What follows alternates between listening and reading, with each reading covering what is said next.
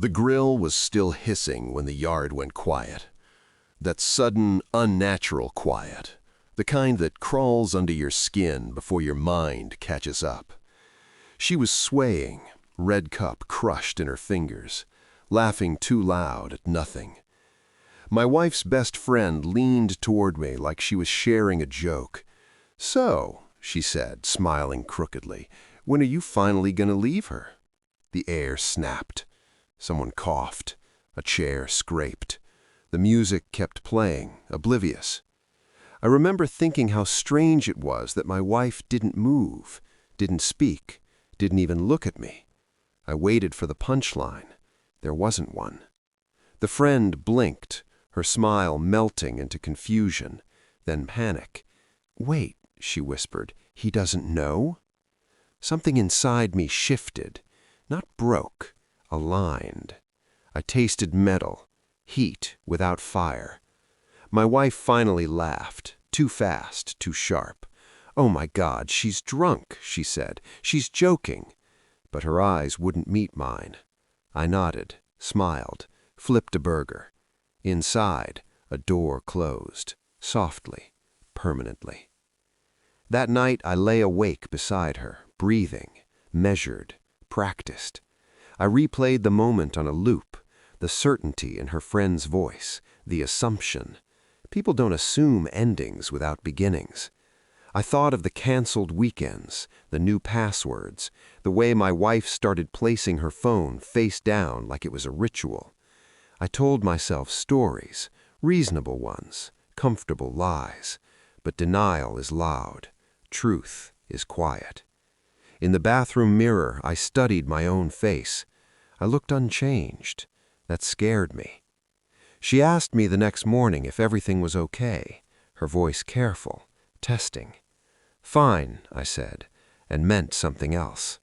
At work, I couldn't focus, not because I was emotional, because I was alert. There's a difference. I remembered small things, dates that didn't add up, names she stopped mentioning. The betrayal wasn't loud, it was efficient, and efficiency leaves patterns. I didn't confront her, that would have been sloppy. Instead, I watched. I noticed how she smiled at texts she didn't answer around me, how she showered longer after errands, how her best friend stopped coming over. I pulled phone records, nothing dramatic, just repetition, same number, late hours, consistent gaps. I matched dates to excuses, work trips, girls' nights, a conference that never existed. I moved through the house like a ghost, helpful, present. Inside, calculations ran constantly. If this, then that. If not, then why?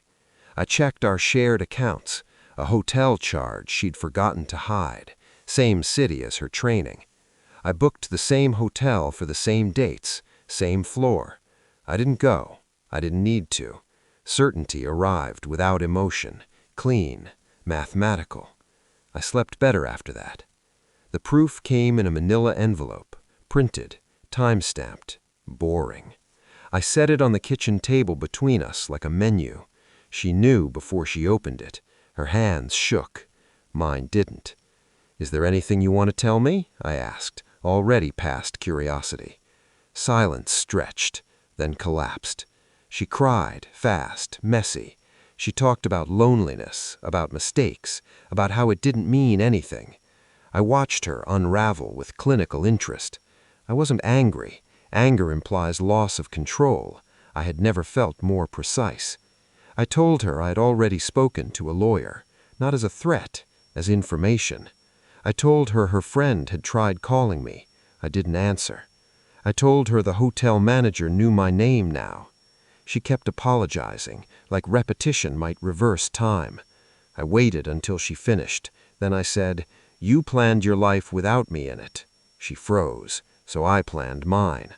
I slid the keys across the table. Not my keys, hers. I'd changed the locks that afternoon. Calm is devastating when someone expects chaos. She left without screaming, without dignity. The house felt larger after, not empty, unburdened. I cleaned the grill, threw away the extra plates. I thought about that moment at the barbecue, the accidental mercy of a drunk truth. Some betrayals end loudly. Mine ended precisely. I didn't win. I didn't lose. I exited, and that was the power. By the time she understood what she'd destroyed, I was already gone.